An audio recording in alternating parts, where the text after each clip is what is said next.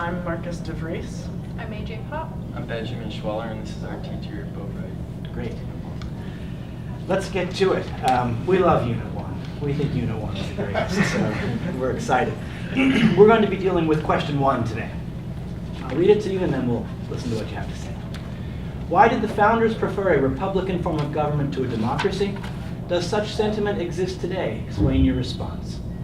What evidence, if any, is there that suggests that the United States has evolved from being a republic to being a democratic republic? What civic dispositions among the people are required for the healthy functioning of a democratic republic? Should government encourage civic dispositions that promote a healthy functioning democratic republic? If not, why not? And if so, how? Begin when you're ready. The founders of the United States were hesitant to create a fully fledged democracy because during the time, most U.S. citizens were mostly uneducated and unaware of many of the issues inside and outside of their states since communication was so limited. Because of this, the founders believed that adding a buffer between legislation and the people in the form of representatives would create better policy and allow a more informed and educated person to make decisions on behalf of the common people. The sentiment for a more Republican form of government has faded somewhat through America's history, especially in regard to the removing or changing of the Electoral College, since 2 presidents who had the minority of the votes were elected in the last 20 years. Outside of the Electoral College, there aren't calls to change other Republican parts of our government, so the overall opinion of a representative democracy has not changed. The United States has existed as an independent nation for over 200 years, and this age has changed and evolved the United States into a more democratic nation. The first and largest example of this is the expansion of suffrage that has occurred throughout the history of the United States.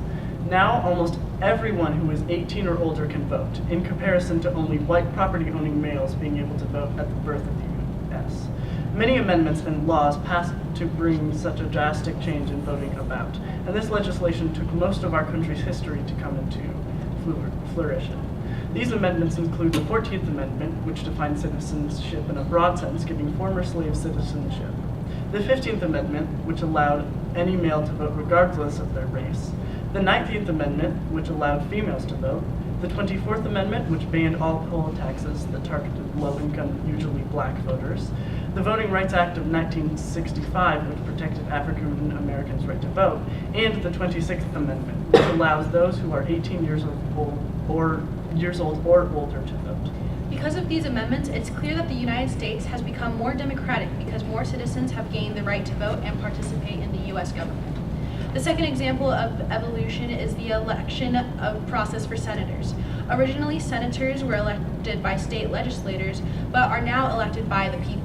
Thus, the United States has become more democratic by allowing new groups of citizens to participate in government and by putting lawmakers closer than ever to the people. Civic dispositions are of the utmost importance in the United States because civic dispositions drive democracy and political involvement. Civic dispositions that are required in the United States include free education, freedom of speech, and the freedom to peacefully assemble. The knowledge and perspectives provided by free education are the groundwork for a politically involved citizen. This education allows anyone to attain political knowledge and opinions, making them a valuable voter that can successfully vote for their interests. The rights to speech and assembly are also essential because they are the basis for political parties and speech. Citizens can speak their mind about policies, and others gather with other like-minded voters to put pressure on representatives and the government. Both rights form political parties of today, which are an essential part of the United States. The combination of political parties, free speech, and informed voters create the individuals that fuel the United States and force the production of good, fair policy in our government. Due to the low turnout in most government elections and ever-growing campaign spending affecting voting, government action is crucial. More programs like We the People that promote civic dispositions are a necessary step to rekindling government involvement since they are nonpartisan, pushing citizens to educate themselves. It is our group's belief that the government should do a better job of promoting voters to educate themselves politically and describe how policies can affect groups of people. Great, thank you. Now comes the fun part. We get to talk just back and forth to each other. I want to just throw something out to start with. You mentioned in the course of your presentation that the country has become more democratic over its history. Yet we also are sitting here in 2019 with record low levels of trust in government. record high levels of the view that the government is dysfunctional, polarized, and broken, and low voter turnout. So is there some kind of, what do you make of these two apparently paradoxical?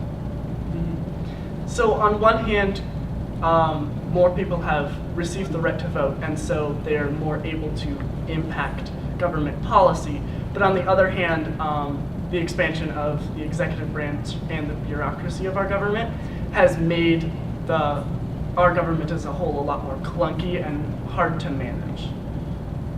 I feel like a lot of what you were asking is really going into our media. We're seeing when you're talking about how people are distrusting their government, it's really just because they are maybe only getting their news from one source and they aren't really trying to educate themselves a little bit more than they have to. I feel like a lot of people see the news as what's supposed to educate them, and so when that source is just giving them one type of information, they're just going to trust that instead of going to others that might give them a broader view of our government, which might give them a little bit more trust because then they aren't just seeing one opinion. On top of that, the creation of social media has radically changed the political landscape. You have pages now that create conspiracy theories and kind of just spread what they think is awareness of, not trusting the government in general. Yeah, and especially with the predominance of fake news to mislead voters for a political agenda, that is a big issue. I'd like to ask something quasi-personal. If more and more democracy is better and better and better, what about your lives? What do you think would be better if majorities had a role in the decisions that you make about your life? What you do professionally, where you go to school, who you hang out with, how you spend your money. Do you think democracy, letting more people vote on these things or even have a say, would be better? Or do you think democracy should stop in terms of affecting your actual life, how you live it? There are definitely two sides to the perspective. On one hand, some policy like healthcare, it would be much more beneficial if the majority could make those decisions, because then you're removing corruption as far as in the political system. However, voters can only be expected to know so much, and if you're putting too much on their plate as far as voting on every single piece of legislation, you're not giving them time to really deliberate on policy and make informed decisions like our representatives are able to for the most part. I personally think that if the majority is going to be affected, then it's the majority opinion that you have to listen to. If it's just a personal, then yeah, then listen to that individual. But as you're saying about who you're hanging out with, that's a personal decision. You're not deciding you aren't deciding which school is collaborating with another school on a certain project, because that's a majority is being affected. If the majority is making a decision on healthcare or something like that, that's because there's more people than just a couple individuals affected. Well, we're talking about this democratization, right, of government. Do you feel that that exists both at the federal level and your state level? I think mostly it's at the federal level, because the federal level is the one creating the constitutions that through the 14th Amendment are put onto the states. But there could be democratization at the state level too, right? I mean, isn't that the government, right? The local government and the state government, aren't those the ones that we're supposed to be closest to? And they're supposed to be most responsive to the people, right? Yeah, originally that's how it was supposed to be. So you think it's changed? Yes, especially through the expansion of the federal government with Congress and the Elastic Clause. Bureaucracy and national government has taken away a lot of the power of states and become much more predominant in each state. So you would argue that your state government, it doesn't have the same role it used to? I would say so, especially in Montana with our state constitution, which limited federal campaign funding a lot.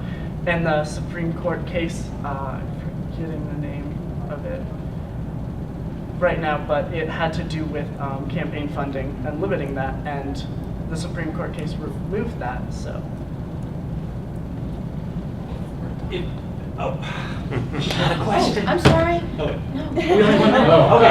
Sorry. Oh my God. So if we're expanding the franchise, that's a good thing. Should we expand it down to 16, maybe 15 years old?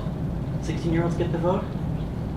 That if more democracy is a good thing, we're democratizing, should we just keep going?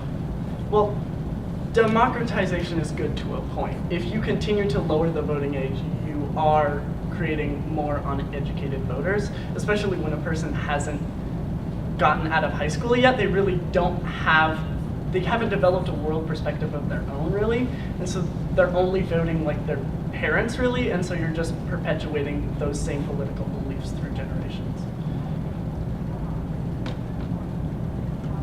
Not quite sure how to ask it, but can you imagine any argument that says Vermont? Well done. All right, relax. Everything's good. Everything's good. You're done. Really nice work. This is a hard question. You knew that. I mean, we knew that. It's a hard unit in some ways because it really does. It's not simply stuff that you can learn. I mean, you have to learn all the stuff that you learn, but it really is getting at questions about political judgment, about political rights, and balancing various rights, and balancing the principle of majority rule, which we kind of endorse at one level, balancing the principle of protection of minority rights, common good, civic virtue, all that kind of stuff. So there's a lot on the table in this question, and I'm really happy I don't have to answer this question. Because I'm not sure where I'd even start. So you did a really nice job stitching together an opening statement. And the follow-up questions for us are really a chance for us to get to know you and a little bit the way you think, not so much about whether you give an answer that we might happen to agree with politically, but the way you show us the way you're thinking about these things. And so that's sort of what we're getting at there. Again, there's a lot on the table that we're trying to get through in our 6 minutes, and so I just want to commend you for working through a lot of complicated material in a very short amount of time. I would echo that. Particularly, I thought the question I asked you might whiff on, but you didn't. It's an interesting kind of answer to say, well, my health decisions, such as getting a vaccination, maybe should be democratic controlled. Maybe the majority should force me to get a vaccination, even if I don't want to. That's an issue that we're facing today. Might have turned it in another direction. If we had more time, I might have said, well, our health care is an issue. We're desperately short of doctors and nurses. Should the government take action to, if not force you to be a doctor or nurse, to pressure people to become doctors and nurses if we need that? Or should everybody gets to choose what they want to do, and we shouldn't be pressured by the government to go in any particular direction professionally? So that was kind of the stuff I was trying to spin out. If democracy is so great, why don't you want more of it applied to you in your life? Question Montanans probably are particularly sensitive to. I mean, I have to say, I thought you all did a very good job. It's either the good fortune that you have or the bad luck. My good friend was just elected state senator in Montana. So that's why I wanted to kind of drill down to the local level and understand the state level a little bit more. And because him and I have actually talked about your state government a lot, and I've been very impressed because he's not that much older than you all, with some of his ideas from his first time in session this year. And I think it actually is very telling to think about the different ways in which we look at democratization at the federal level, the state level, and the local level, because that experience looks so different whether it's at the national level or whether it's at the state level or the local level. And I think it's one of these things where you all did an incredible job dealing with a difficult question. I really like the way you guys opened everything up.